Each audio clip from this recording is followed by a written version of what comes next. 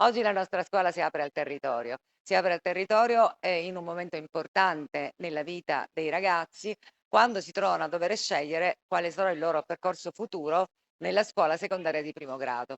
Sono arrivati al termine della scuola primaria, si devono approcciare a un nuovo tipo di conoscenza più approfondita e alla scoperta di se stessi.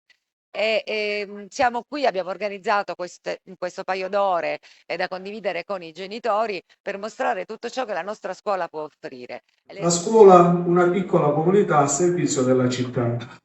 Ed è quello che stiamo cercando di Le fare. attività sono tante, diversificate e sono tutte, diciamo, mirate a, consentire ai ragazzi di sviluppare i loro talenti e di trovare la loro strada, nel loro percorso formativo. Abbiamo un'offerta molto ricca e una delle perle, consentitemi, di questa scuola è quella di iniziare già con l'orientare i ragazzi già sin dal primo anno di scuola media.